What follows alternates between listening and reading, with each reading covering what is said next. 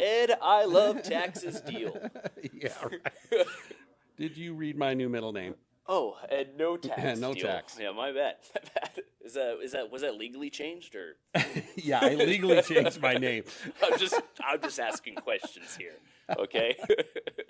Ed, welcome to Dorchester, Yeah, 2026. yeah, it's great to be here. It's Yeah. my fourth Dorchester. This is your fourth one. Yeah, and definitely the biggest and the baddest. Yeah, Time flies when you're having fun. yeah, Ed, how do you feel about everyone who's spoken today? great. I think it's a really just a good event for. It's a chance for Republicans to come together, really in a casual environment, and Yeah. just have a good time, and talk about how we can take back our state. You know, and we can we? take back. Yes. I wouldn't be doing this crazy thing, Jesse, if I didn't think we It's pretty could insane, succeed. dude. It's a Yeah. pretty insane task. Yeah. I've known you for quite a while now, and I've just said, before you were running for governor, in fact, you represent my home. Where I Yeah, live. yeah. You're my representative. District 17. I know, Yeah. it's a crazy world. But did you ever think you'd be running for governor? No. Was this a big No. scheme, a big plan? Yeah, big scheme. Were you like Yeah. plankton? No. Definitely the referendum changed the calculus. I'd had people encouraging me to do it, Yeah. but I was like, no way. But after the success of the referendum, I think it showed people a couple things. One, it showed how I can lead and rally and organize Yeah. and get big things done. My background's in business and engineering. I solve problems for a living, and I get things done. I get results. Yeah. Fair enough. But the other thing it showed is it showed how far out of touch Yeah. Governor Kotek is, and basically, in my view, just showing open disdain for her own citizens and not giving a damn, and just siding with the special interests and thinking she can get away with it, and that's not acceptable to me. Yeah. Yeah. Well, yeah. Well, it seems like that referendum, because at first, right, you guys had, what was it, 90 days to get how many signatures? 90 days, I think it's 78,000, and then you want to get maybe 20% more for errors and things like that. How many did you get? Over 250,000 in 38 days. In 38 days, Yeah. you got over. Because she 250,000. drug her feet signing that thing Yes, I do remember on that. purpose, with the guarantee by her folks that it was impossible for us to gather it with volunteers. That is an incredible feat. I'm Yeah, not but gonna lie to you. people were fired up. Yeah. People were fired up, and we organized them around a system that was, for me, it was like a rapid startup of a new business. Yeah. And it was a lot of fun. I mean, it was a lot of work, but it was a lot of fun to rapidly deploy and roll something out like that, and just see it all come together. Yeah, for sure. But it was a lot of work. And Nick Stark and Jody Fleck, who's not here unfortunately, but she's a rock star. She had a huge part in making this thing happen. Yeah. Well, beyond just the tax, Yeah. which that's kind of, I think you're very well known for that, and for spearheading that. And honestly, you deserve the credit for that, because you spearheaded it, made it happen, and got over 250,000 signatures in 38 days, which is pretty crazy. Now, what about the rest of your campaign? What are the things that, when you're looking at the state of Oregon, what are the main things that you're like, man, this needs to change? Yeah, it's a laundry list of things. And what we got to remember is, I'm 100% Oregon, and the problems we have in this state are created by bad Oregon leadership, displaced. But taxes are a big thing. Failing education system, just affordability, our mismanagement of natural resources, the way we handle the homeless problem, a healthcare system that's in crisis. It's a laundry list of things. Yeah. But what gives me hope is that I'm traveling all around the state, Jesse, and these issues unite us like never before as Oregonians, and it's across the urban-rural divide. It's across partisanship. We're united on these issues that we need to fix, and so that gives me hope that we can have, for the first time in 40 years, a Republican, because I think Oregonians have finally had enough, and they're seeing a government that is no longer representing them. The ideas that they thought maybe sounded good are just failing in an epic way. These policies. It's time for a change, and that's what I'm going to bring. You listed, Ed. You just listed like 8 things. I know. I mean, it's a long list. There's two. It's all laid out in my. I'm not very smart, my Ed, so I flyer. can't count too high. And so, if we could dumb it down, like when you get, because there's everything you want, you wish, and hope to accomplish. But like, let's just say you got it. Yeah. What would be the first one that you? Yeah. Let's go through that. So Yeah. I'm running on cutting taxes. Yes. Governor Kotek is trying to get more and more of your tax dollars. Yep. And it's never ending. There is never enough money in her view. Never enough money. So I'm calling for tax cuts. I'm calling for the elimination. In what way? The elimination of the hidden sales tax. You know what I'm talking about with that? That's the corporate activities tax. Oh yeah, I'd which with that one. it's terrible. It's terrible. It's an anti-business tax. I'm calling You're for talking about the carbon tax, right? The 2%. no, the corporate activities tax. There's another one? Which is like 0.5% on every business. Their revenue, whether you're making money or not, you pay that tax. That's insane. And it accumulates. That's why it's like a sales tax, Oh. but it's not called a sales Well, tax. because consumers are still paying for it. Consumers are paying for it, Yeah. and it's really just one of the reasons why businesses don't want to set up in Oregon. So I'm calling for the elimination of that entirely. Calling for the elimination of the the elimination of the death tax. We're running No Tax Oregon is running that petition with Representative Mannix, and I'm also calling for freezing property taxes for senior citizens. So, Interesting. Tell me a little bit more about that one.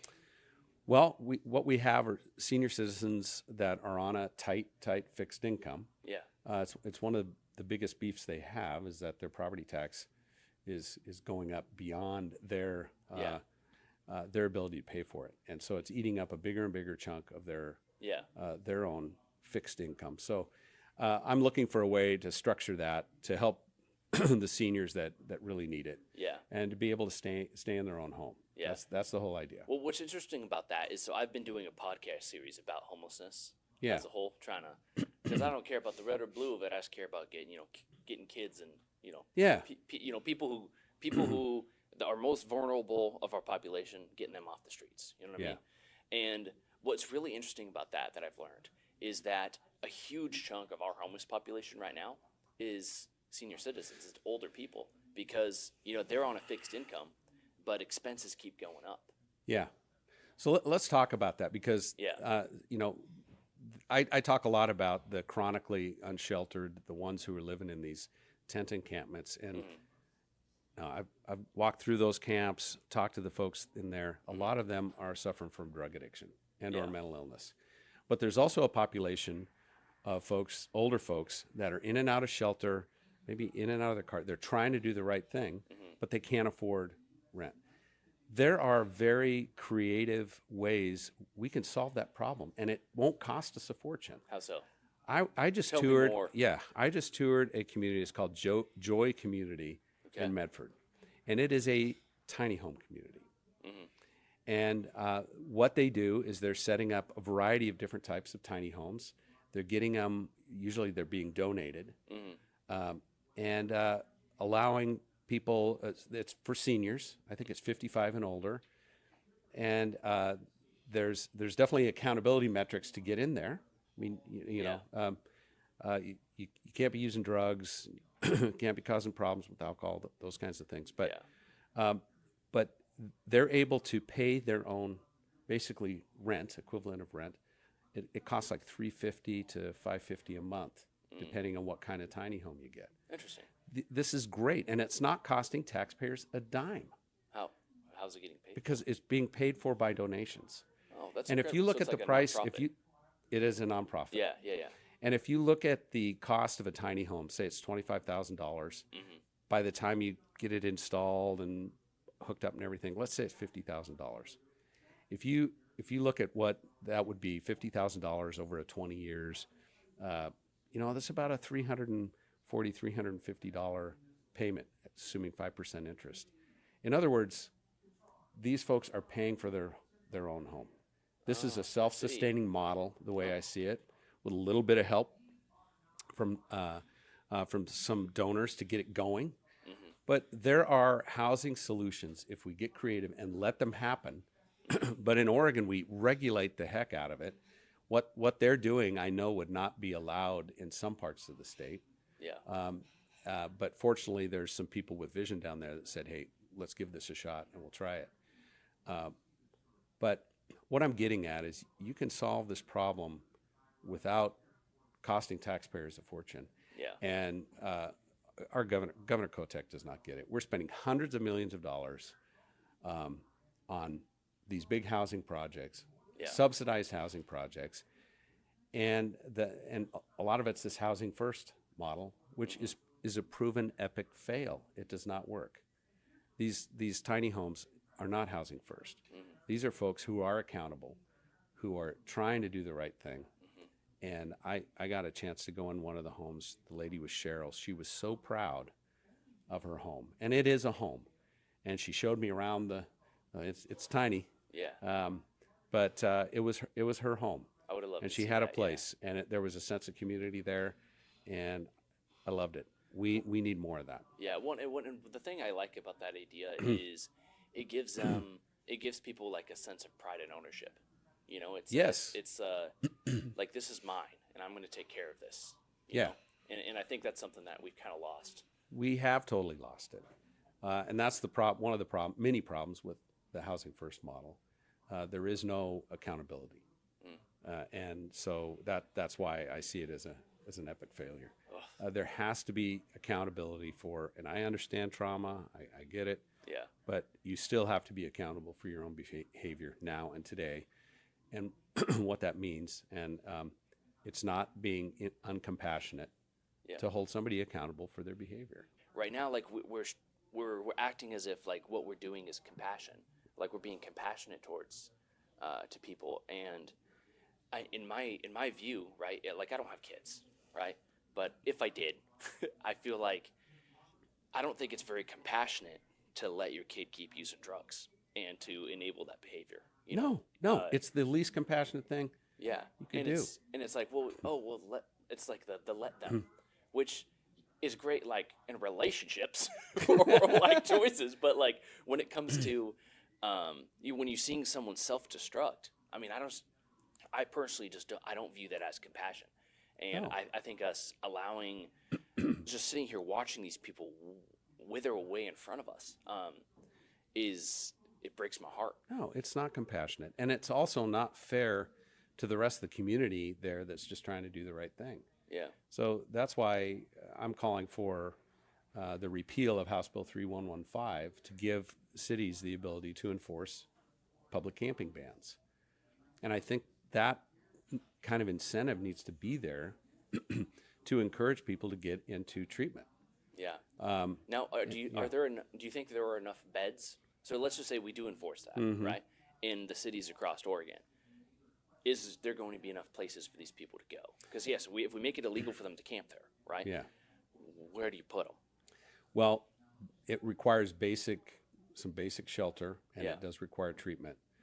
So you're saying like an investment into shelters. And now I do know facilities. some of the basic shelters I'm thinking of, like Union Gospel Mission. They have empty beds on a regular basis. Yeah. People are choosing to stay living in tents on public land instead of taking that bed with requirements. Yeah.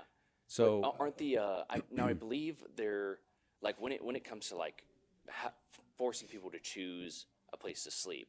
I believe that I could be wrong on this, but I'm pretty sure it's the you can't force people to go into faith-based ones. I think is the issue with that one. I love you. Well, you can't force right now. You can't force them to go anywhere.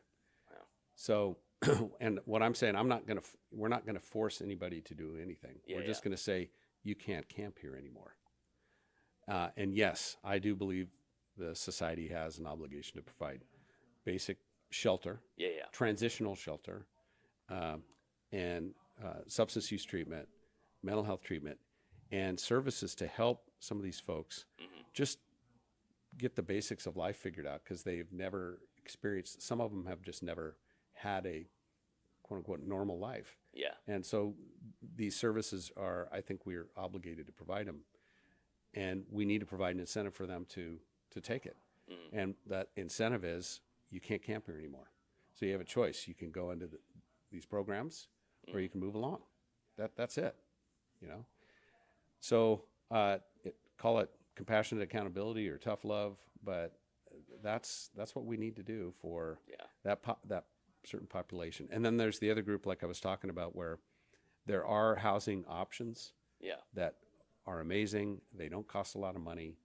If we do these things, we will save hundreds of millions of dollars on this. Now, there's going to be some upset nonprofits that are making a good chunk of money on this homeless industrial complex, and that's going to change when I'm governor. Yeah, we did run. So I also own the Salem Business Journal, right? And we did an article about like where were we 10 years ago on the amount of money we were spending on homelessness versus now, which in Salem, which is where we both live ish area, and in Salem it seems like we're spending way more money on homelessness, but the problem's gotten way worse. Yeah, I think Portland spends $180-some thousand per homeless person per year, over 180,000. And how much of that actually? Is that a real number? Yeah, how much of that actually goes to helping the homeless, and how much of it's just funneled through a bunch of nonprofits? And that to me is an underestimate, because when you look at what's going on with law enforcement, and how much of their time is occupied with this, and the health system, the revolving door through the emergency rooms, the cost on society is much bigger than even that number. So obviously throwing money at this thing isn't going to fix it. Throwing money at problems doesn't fix it. You have to hold people accountable, and that's okay. That's the compassionate thing to do. That's what you do with your kids. That's fair. Well, I don't have kids. Well, if you did have kids. With my dog. Okay. Do you hold your dog accountable? I don't have a dog. I don't have a dog. Just completely made that up. But no, you're totally right. And I just think that, I don't have all the answers, but I hope you do. Yeah. Well, I think it's gonna be a team effort. I think, and no matter what. Totally. I mean, I talk to a lot of people all over the state looking for the best ideas that will work, and so I have a question for you on on a lot that. of front. Yeah. Some of my favorite interactions when I was running for office was the door knocking sucked, right? But when someone welcomes you into their home and they start telling you about the issues, and hearing some of the stories that people share with you. Have you had any moments like that so far on the campaign trail that stick out to you? Well, I haven't been doing door knocking, but I have had a lot of meet and greets. And the stories that have struck me is everywhere I go, people are saying, look, if things don't change, I'm leaving. I'm leaving the state. I've met several parents who've had kids that have left for better opportunity. I went to a business down in White City and talked to them about their business challenges, and they're being recruited by Texas, and they're moving to Texas. They're moving their business to Texas. Governor Kotek doesn't give them the time of day, but they have a meeting with Governor Greg Abbott, and he's offering them incentives to move to Texas. They're actually meeting with him? That's great. They met with him, yeah. Oh. And I guarantee, as your next governor, an Oregon business, the first meeting they have with a sitting governor won't be the governor of Texas. It's going to be the governor of Oregon. I would hope so. Well, thank you for that. Well, and I was in downtown Portland also just talking to a business, Sheridan Fruit Company, been there for 110 years, 3 generations working in that business. They closed their doors. And when I asked them why, it's the homeless issue. It's the crime and drug use that has just driven their customers away and made their area unsafe. It's a mess, and it's not going to get any better. And my background is in business. We need a governor with that understanding of business. 100%.